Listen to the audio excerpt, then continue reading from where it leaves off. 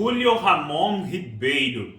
Quem é esse escritor peruano sobre o qual eu vou falar hoje? No contexto da literatura peruana moderna e contemporânea, o Julio Ramón Ribeiro, ao lado do Mário Vargas Llosa, é um dos seus principais escritores. O Julio Ramón Ribeiro nasceu em 1929 e morreu em 1994.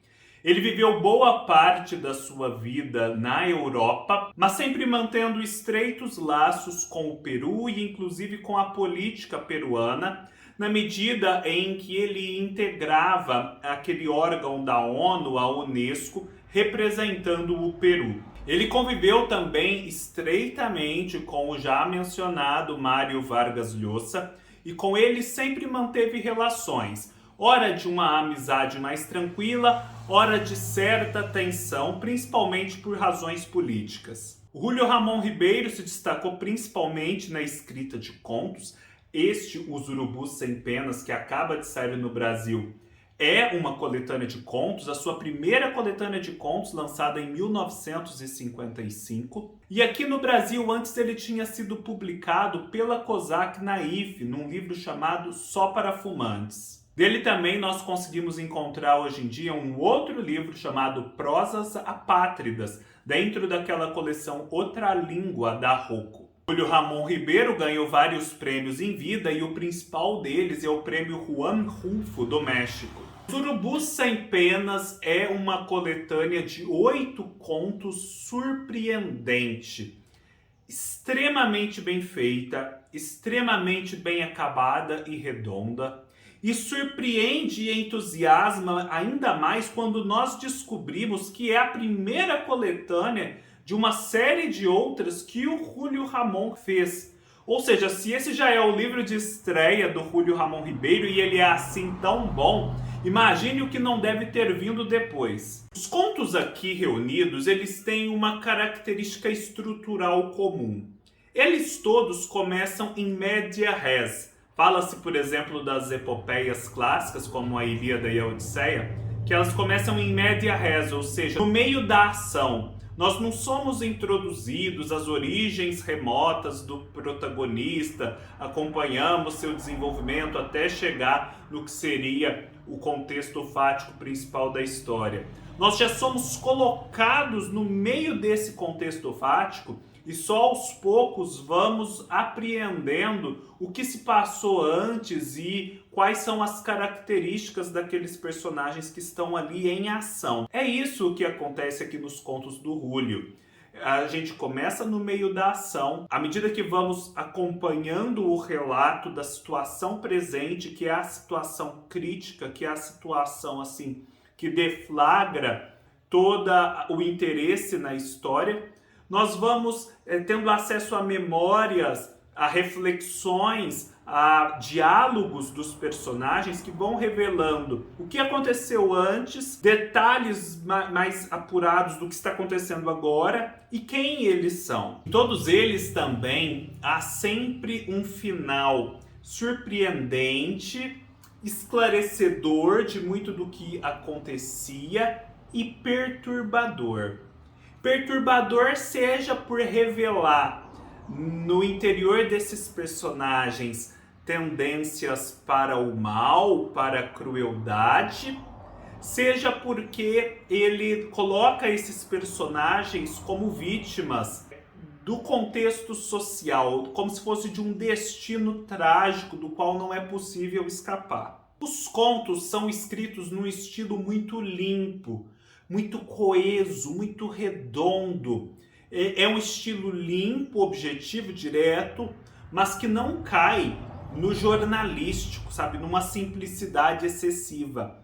É nítido o cuidado literário para lapidar esse estilo tão transparente. E eles são muito coesos na medida em que cada detalhe do conto é muito significativo, ele é simbólico e revelador e integrado aos outros detalhes significativos e simbólicos que são mencionados na história. Então ali nada sobra, não há rebarbas. É tudo muito exato, muito esculpido. Em todos os contos também há um certo clima de alerta. O leitor, assim como esses personagens, fica meio que alerta para o que vai acontecer. Não é exatamente um suspense. É como se o Julio Ramon Ribeiro conseguisse reproduzir aqui aquele alerta para a vida que as pessoas mais simples são obrigadas a ter, sob pena de serem consumidas pelo entorno, de serem tragadas pela voragem dos acontecimentos do dia a dia. Esse estilo aqui, eu penso, é um estilo que eu vejo sendo emulado numa oficina de escrita criativa. Eu acho que para quem quer escrever, para quem quer escrever contos, um livro como esse é excelente para você pegar e destrinchar todos esses contos, as suas estruturas, como eles funcionam. Porque eles são muito exemplares, sabe? Dá para perceber que cada conto aqui é muito reproduzível. No Julio Ramon Ribeiro, nós vamos ter um retrato muito interessante da realidade social do Peru, principalmente das pessoas mais pobres e marginalizadas. Só que o Julio Ramon Ribeiro não faz isso de um modo explícito. Ele não é um contista social, ele não está aqui fazendo um livro denúncia. Isso tudo aparece, essa realidade, de forma muito nítida nos seus contos, porém, ela é um pano de fundo, ela é algo que o leitor atento percebe, e não uma declaração explícita. Como vocês sabem, o Peru é um país em que há uma certa dicotomia entre a capital e o interior, o litoral e os Andes, e entre a população vinda dos espanhóis, descendente dos espanhóis, e a população majoritariamente indígena, né? O contingente de população indígena no Peru é muito significativo, proporcionalmente muito maior do que no Brasil, e há sempre uma tensão. A tensão social no Peru é principalmente entre o litoral e os Andes, onde estão os indígenas e essa elite branca, diríamos assim. Os personagens do Julio Ramon Ribeiro nesses contos são as pessoas assim, bem das classes baixas mesmo. Nós vamos ter a empregada doméstica, um colchoeiro, que é alguém que faz e reforma colchões, a dona de casa, alguém que está preso, um merceeiro, né, um dono de mercearia, uma pessoa que está se iniciando no mundo do crime, da clandestinidade, e por fim, pescadores. São 8 contos, como eu já disse. Só para dar uma palhinha para vocês de 2 dos contos que eu mais gostei, mas os 8 são excelentes, tem um chamado Enquanto a Vela Arde, que é maravilhoso e é meio sinistro. Porque assim, é uma esposa que tem um marido bêbado, que é pedreiro, bebe muito, né? Aquele famoso tema do homem que bebe muito.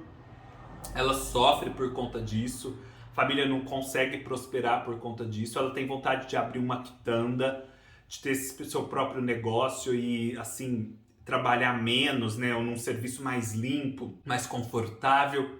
Mas por conta aí desse marido, ela nunca consegue isso. E aí, de repente, ela tá ali com o filho e esse marido chega desmaiado porque ele ia cair de um andaime e bater a cabeça. Todos davam-no como morto. Os vizinhos começam a chegar, começam a espiar ali aquele morto. Só que, de repente, esse marido acorda e começa a se recuperar simplesmente. E ela, quando o viu aparentemente morto, em vez assim de falsamente cair em desespero, né, ficar muito triste, ela, por conta aí dessa realidade tão crua, já viu, na verdade, uma esperança de finalmente conseguir ter essa sua quitanda. E começou a ficar bem, começou a ficar alegre, mas lógico que disfarçando. E aí esse marido de repente acorda, essas suas alegrias, essas expectativas duram pouco e vão logo por água abaixo.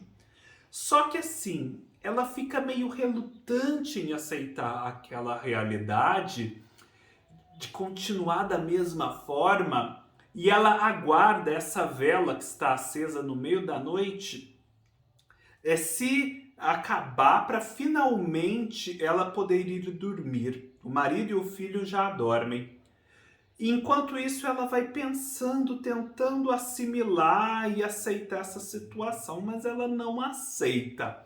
E o que ela faz no final, como um gesto de não aceitação e de tentativa de finalmente conseguir o que quer, é perturbador e muito, muito, muito interessante. O outro conto que eu destacaria, né, que é bem emblemático até dessa questão que eu falei do conflito social no Peru, se chama A Teia de Aranha. A gente vê que é uma jovem vinda dos Andes, uma jovem de origem indígena, que vai para a cidade grande, primeiro emprego, empregada doméstica de uma família rica. E como empregada doméstica, o jovem patrãozinho começa a assediá-la e não dar-lhe sossego. Não chega assim a agredi-la, qualquer coisa do tipo, mas fica ali no pé dela, não dando nenhum sossego, aquele assédio mesmo moral e sexual. E aí ela já não aguenta mais aquilo, uma colega, uma outra amiga ali, empregada doméstica, diz que conhece um homem que é dono de uma padaria, que vai poder lhe ajudar, mas para isso ela precisa sair da casa dessa patroa atual, na qual ela é assediada, mas ao mesmo tempo tem certa segurança, se alimenta bem, tem um teto sobre a sua cabeça, basicamente. E esperar num quartinho improvisado até que esse padeiro vá ao seu encontro e explique qual que é essa vaga de emprego que ele arrumou. E ela tá ali toda alegre, vivendo aquela situação de expectativa, de finalmente ter saído daquele ambiente que estava lhe oprimindo. E ao mesmo tempo nós vamos percebendo que a situação não é bem daquele modo que ela pensava. E o final desse conto é um dos finais perturbadores, né? Em que a gente vê um destino sendo selado e um destino que depois vai ser reproduzido na vida de várias outras mulheres daquele mesmo contexto. E é interessante, né, como ele retrata a psicologia dessa moça, porque ela é muito ingênua e essas pessoas ingênuas, muito simples e num contexto tão diferente do seu contexto de origem, elas não têm sobressaltos, elas vão assimilando tudo, aceitando tudo, como se tudo fosse normal. Essa ingenuidade e falsa normalidade, né, uma aceitação passiva do que na verdade é anormal, é muito bem retratada nesse conto. Enfim, pessoal, deixo a dica forte. Julio Ramón Ribeiro, um escritor moderno, de uma prosa assim exemplar, muito show. Tenho certeza que se você assim não é habituado à literatura latino-americana, mas gosta de uma pegada mais moderna, mais sofisticada e ao mesmo tempo acessível, porque esse livro é muito acessível, não tem nada de hermético, essa é uma ótima pedida, Os Urubus Sem Penas, do Julio Ramón Ribeiro. Espero que tenham gostado. Se gostaram, deem um like, deixem seus comentários, se inscrevam no canal, sigam-me nas minhas outras redes sociais, todos os links estarão aqui embaixo, leiam-me no meu blog e nos vemos numa próxima oportunidade. Até mais!